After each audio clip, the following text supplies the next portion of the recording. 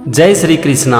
आज हम समझेंगे श्रीमद् भगवद गीता के दूसरे अध्याय का 44वां श्लोक। ये है भगवान श्री कृष्ण की वाणी। इस श्लोक में भगवान श्री कृष्ण अर्जुन से कहते हैं, भोगैश्वर्य प्रसक्ता नाम तयापहत चेतसाम व्यवसायात्मिका बुद्धि समाधौ न विधीयते।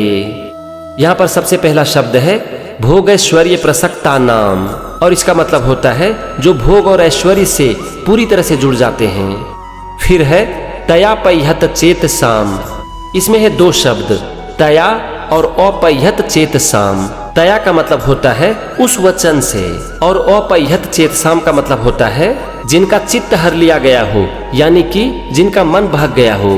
तो यहाँ पर पहले लाइन का मतलब हो गया कि ऐसे वचन से जिनका मन हर लिया गया हो, जिनका मन भोग और विलास में पूरी तरह से व्याप्त हो। अब हम आते हैं दूसरे लाइन पर, और यहाँ पर पहला शब्द है व्यवसायात्मिका, और इसका मतलब होता है निश्चित रूप से। इसके बाद है बुद्धि, इसका मतलब तो आप जानते ही हैं बुद्धि।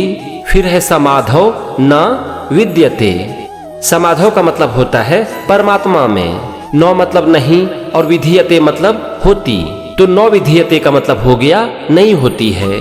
तो यहाँ पर दूसरे लाइन का मतलब हो गया परमात्मा में निश्चित रूप से बुद्धि नहीं होती, मतलब कि निश्चित रूप से ऐसे लोगों की बुद्धि परमात्मा में नहीं होती है।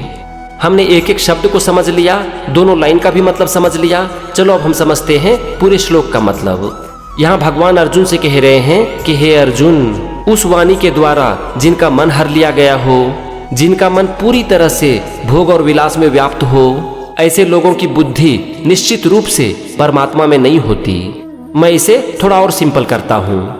भगवान यहाँ पर कह रहे हैं कि जो कि हमेशा कर्म के फल के बारे में सोचता हो, जिनका मन कर्म से नहीं बल्कि कर्म के फल की इच्छाओं से भरा हुआ हो, जो कि पूरी तरह से भोग और विलास में रुचि रखते हों, ऐसे लोगों की बुद्धि निश्चित रूप से परमात्मा में नहीं होती।